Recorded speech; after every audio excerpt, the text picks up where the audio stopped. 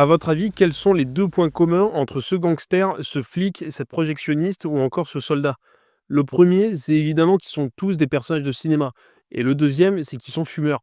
Et la clope au cinoche, c'est devenu un vrai sujet. Récemment, je suis tombé sur une interview d'une membre de l'Alliance contre le tabac, c'était même sa directrice générale, Général Général pour elle, c'est bien du nom.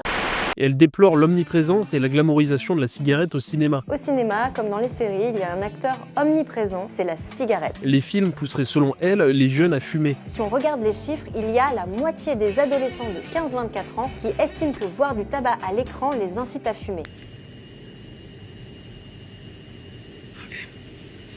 Son association, et plein d'autres avec elle, luttent activement contre ces placements de produits manigancés par les cigarettiers. Alors aujourd'hui, on va lui faire plaisir, et on va parler d'un film qui pointe justement du doigt ce problème. Et vu que je suis de bonne humeur, on va parler d'une comédie, Thank You for Smoking. Si vous ne connaissez pas ce film, foncez le voir, il est vraiment très marrant, surtout si vous aimez l'humour noir. Mais avant ça, générique.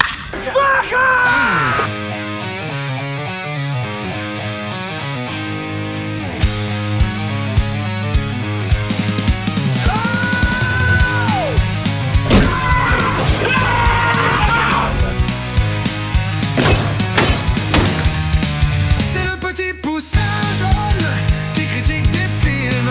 Il s'en bat les steaks. Je suis pas brutal, j'essaye de rendre service, j'essaye d'aider. Mais je l'adore. C'est ton nouveau poteau.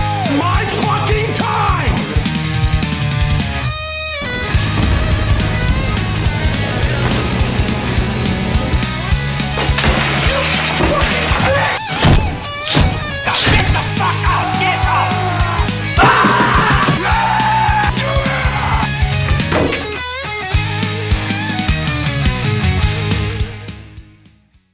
You dumb fuck! Thank You for Smoking, petite présentation rapide, c'est l'histoire de ce gars-là, il s'appelle Nick Naylor, il vit à Washington DC, il est intelligent, il est carriériste, il sent l'aftershave, il a un sourire carnassier et il est lobbyiste pour l'industrie du tabac. Il est joué par Aaron Eckhart, que vous avez tous vu dans The Dark Knight, et le film va suivre ce personnage dans son quotidien professionnel, mais aussi de père de famille. Et ne vous inquiétez pas, ce film n'est pas manichéen, ce n'est pas une simple satire du méchant lobbyiste contre les gentils activistes, comme on pourrait le voir en France. En fait, le film ne parle pas vraiment de la cigarette, mais il parle plutôt de la névrose qui s'est construite autour d'elle, par une foule d'organisations prêchant chacune pour sa paroisse et qui ne se soucient guère du bien commun. Ça vaut évidemment pour les industriels qui vendent ce poison, mais ça vaut aussi pour les politicards et autres associations moralisatrices prêtes à tout pour s'emparer d'une polémique et exister électoralement ou médiatiquement. I want to know how you see yourself. I'm a mediator between two sects of society that are trying to reach an accommodation.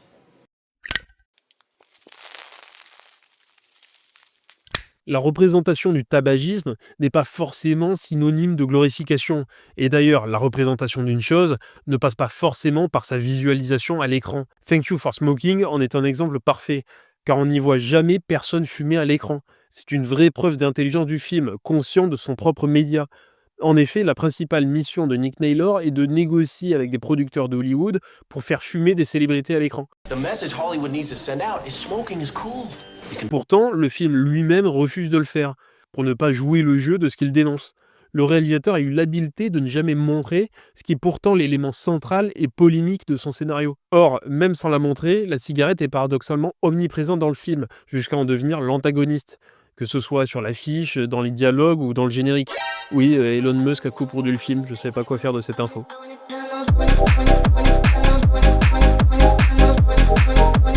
Donc, pas besoin de montrer une scène de tabagisme à l'écran pour nous y faire penser sans cesse. La cigarette dans le film, c'est un peu comme Rebecca dans le livre Rebecca, ou la sorcière dans le projet Blair Witch, ou encore le fameux dîner dans le dîner de con.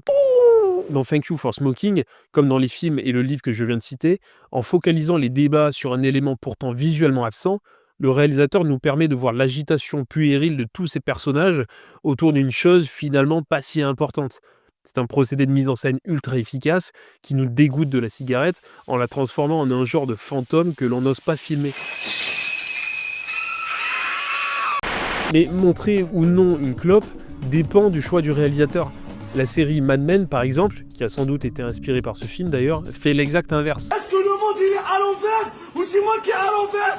À chaque épisode, on montre des personnages stylés enchaînés clope sur clope. Mais pour ne pas tomber dans une glamourisation un peu ringarde, la série tente de nous en dégoûter en nous la montrant absolument tout le temps, y compris ses effets négatifs. Comme si la série voulait vaincre le mal par le mal, alors que Thank You for Smoking veut vaincre le mal par l'abstinence. Le réalisateur doit rester libre dans ses choix de mise en scène, y compris pour le tabagisme. Deuxième chose sur la représentation de la clope à l'écran, il ne faut pas confondre fascination et glorification. Prenons les personnages de Bad Guys par exemple. Ils nous fascinent, c'est vrai, ils représentent une manière de vivre que nous aimerions secrètement adopter, mais que les normes sociales ou tout simplement la loi nous empêchent ne serait-ce que d'approcher. Les gangsters nous permettent d'exhumer, oui, les passions noires qui se cachent en chacun de nous. Mais pourtant, rares sont les films qui les glorifient vraiment et les présentent sérieusement en tant que modèle à suivre. Ils sont montrés comme des criminels, des meurtriers, complètement dénués de la moindre compassion. Ils sont tous mal intentionnés et font partie des personnages les plus méprisables qui soient.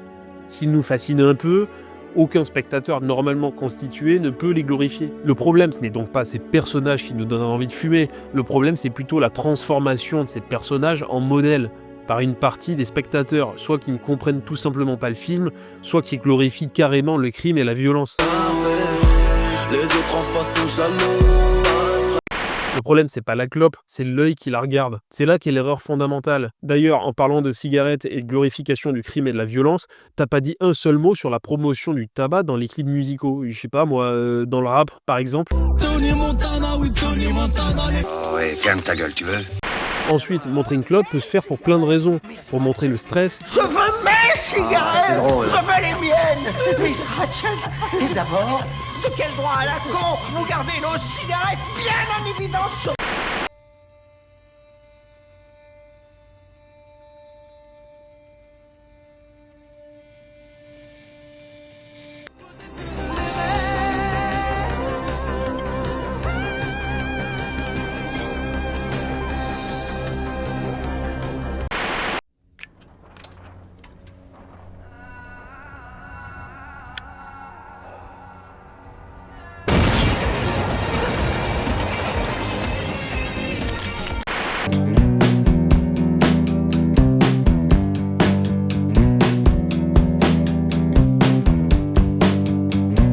Finalement, la clope n'est qu'un outil supplémentaire dans la trousse à outils du réalisateur, car je vous rappelle que le cinéma est avant tout un art visuel. Donc si la clope est omniprésente à l'écran, c'est surtout car elle fluidifie grandement la mise en scène. Regardez cette scène du parrain par exemple. À ce moment du film, Michael monte la garde devant l'hôpital où se repose son père, qui a été victime d'une tentative de meurtre. Il est rejoint par Enzo, un ami de la famille. Sauf qu'à ce moment même, une voiture avec des tueurs à bord passe devant eux. Michael, n'écoutant que son instinct, demande à Enzo de mettre sa main à l'intérieur de son manteau comme s'il tenait un revolver. Les tueurs, voyant cela, repartent sans rien tenter. Sauf qu'Enzo n'est pas un gangster, il était là juste pour offrir des fleurs, c'est tout.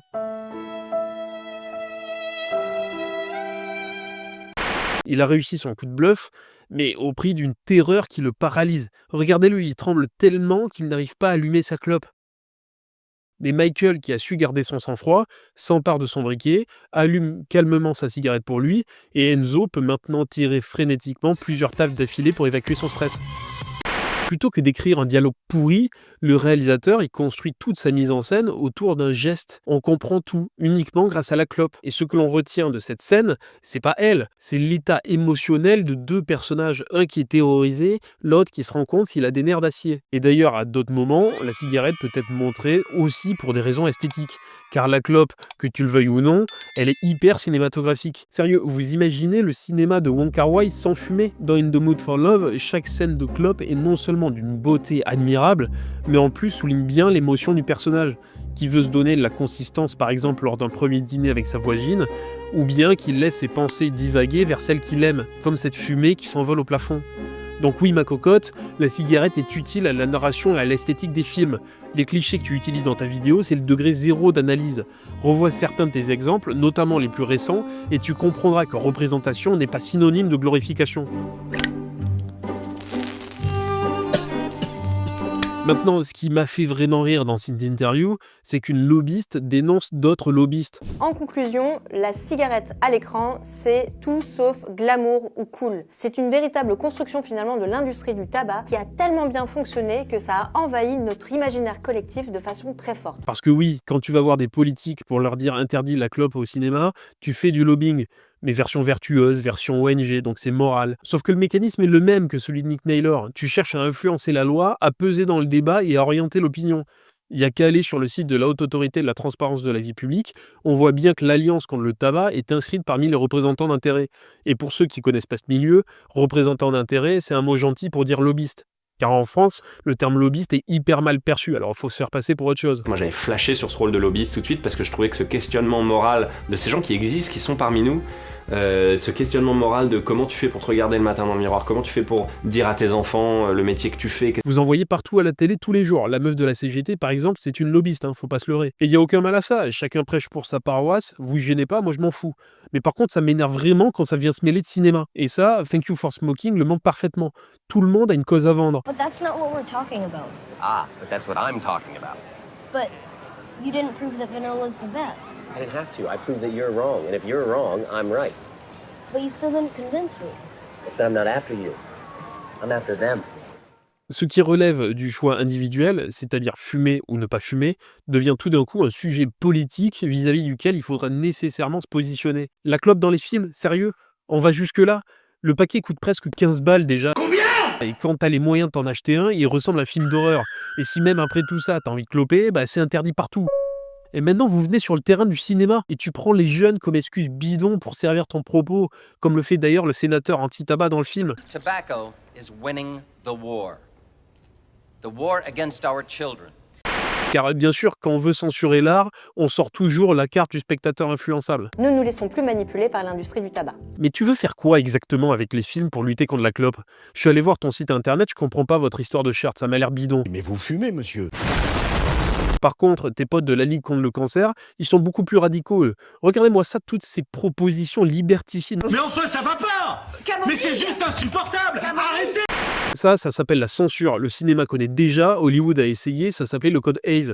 C'était un ensemble de règles que les cinéastes de l'époque devaient suivre pour respecter les bonnes mœurs et les belles valeurs morales de la société américaine. La violence, l'immoralité, la vulgarité ou le blasphème, tout ça c'était interdit. Même les bisous étaient chronométrés. D'ailleurs, tu parles du mythe de la femme fatale dans ton interview là. Mais je suppose que tu es au courant que cette image est fortement due à Lauren Bacall, une actrice qui a évolué à cette époque. Si elle allume sa clope avec cette air d'allumeuse, c'est justement parce que la censure de l'époque empêchait le tournage d'une scène plus explicite. Le réalisateur a donc dû trouver un moyen de suggérer la sensualité sans pour autant la montrer. Si la censure n'avait pas été là, le réal se serait pas tracassé et aurait tourné quelque chose de beaucoup plus direct. Et surtout, la clope n'aurait pas été mythifiée. Et là, t'aurais été contente. En fait, c'est à cause des puritains de l'époque, dont tu es la digne héritière, que la clope est aussi glamour aujourd'hui. Le progressisme n'est rien d'autre que le nouveau puritanisme. Ce que j'essaie de dire par là, c'est que petit 1, votre logique glisse inévitablement vers la censure. Petit 2, tu nous les gonfles à moraliser le cinéma. Ça suffit maintenant! Et petit 3, il y aura toujours, de toute façon, des réalisateurs talentueux pour contourner votre censure et taquiner les moralisateurs comme vous. Le tabac, le vapotage à l'écran, ce n'est pas neutre. Mais tu as eu tort. Le monde est cruel. Et la seule chose morale dans un monde cruel, c'est le hasard. Impartial. Équitable. Cet argument me saoule. Déjà, il y a des limites d'âge pour aider les parents dans les choix des films. Oui, ça clope dans Scarface, mais normalement, tu montres pas ça à ton gosse de 8 ans. Ok, va te faire enculer. Moi, j'étais prévient. Moi, j'ai t'encule. Oh. C'est avant tout la responsabilité des parents d'empêcher leur gosse de fumer et pas Hollywood. Karim! Je vais te mettre dans la cuisinière, tu continues comme ça! Tu fais toujours le coup à ton père et à ta mère! On n'a pas le temps pour tes conneries! Soit tu viens, soit tu te dégages! Ensuite, car c'est un puits sans fond, on va pas instaurer une censure culturelle pour épargner quelques gosses. Et comme je l'ai déjà dit, tout le monde souhaite attirer le débat sur son terrain. Donc si le cinéma concède aux caprices des assos anti-tabac, ça sera quoi la suite? On fait quoi de la représentation de l'alcool, de la violence, des jeux d'argent, du sexe, de la drogue ou du crime? En fait, ce genre de revendication participe à un combat beaucoup plus large et inquiétant, qui est la désinfection morale du cinéma. Il faudrait supprimer toute aspérité pour que les films n'offensent plus personne. On voit ça aussi avec toutes les revendications sociétales basées sur le genre, la couleur de peau ou l'orientation sexuelle. Why are you gay? Personnellement, ça me les brise, car on se dirige vers un cinéma toujours plus uniformisé, à l'heure où les studios minimisent déjà les risques en produisant toujours les mêmes bouses pour satisfaire le plus grand nombre. Ensuite, car on se dirige vers toujours moins de libre arbitre, à l'heure où l'on ne regarde plus que des films et séries imposés par le vénérable et suprême algorithme Netflix. Cette perte progressive du libre arbitre, c'est aussi le danger des films toujours plus lisses. Oui, fumez tue, évidemment, mais je vous en prie, laissez-moi le choix. Laissez les réalisateurs jouir de leur liberté artistique et laissez les spectateurs la liberté de voir ou ne pas voir les films qu'ils souhaitent. Oh! J'ai le droit de vivre un peu! Ce libre arbitre est non seulement important pour nous en tant qu'individus, mais aussi en tant que personnes capables de réfléchir à ce qui est bon ou mauvais. En étant libre de choisir, on est donc aussi libre de penser. Et les dialogues de Thank You for Smoking mettent en avant cette logique. What is the subject of your essay? Why is American government the best government in the world? Focus more on the core of the question. I mean, A, does America have the best government in the world? And B, what constitutes a best government? Is it crime? Is it poverty? Literacy? Because even if America had the best government, there'd be no way to prove it. And how So what am I supposed to write? You can write whatever you want. Okay. Write about America's amazing ability to make profit by breaking down trading tariffs and bringing American jobs to third world countries. Or how good we are at executing felons. They're all correct answers. I can do that? See, Joey, that's the beauty of argument. Because if you argue correctly, you're never wrong. Des dialogues qui ont sans doute inspiré d'ailleurs l'une des scènes les plus grinçantes de la série The Newsroom sur la société américaine. Can you say why America is the greatest country in the world?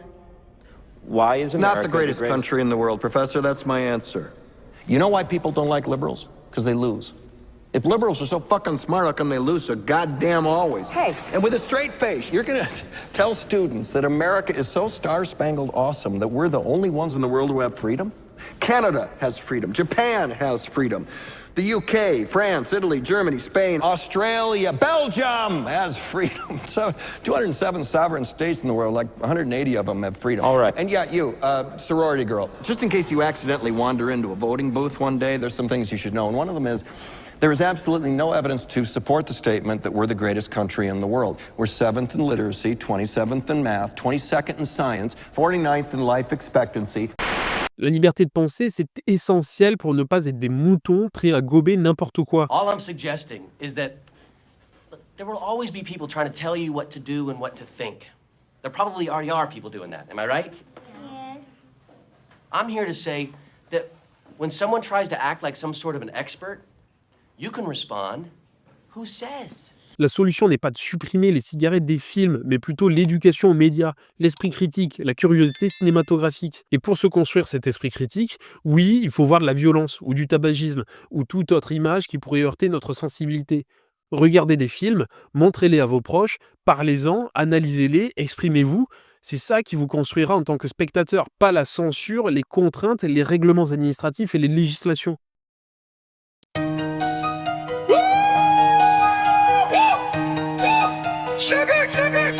C'est le petit poussin jaune, le mignon poussin jaune. Pouloulou, pouloulou. C'est le petit poussin jaune, le mignon poussin jaune. Pouloulou, pouloulou. Son fat de crâne là, on dirait le boule à ta daronne. Insolent comme les chicots à des champs. Je suis accro à sa petite tête de tueur. La vérité, ce gars-là me fout la trique.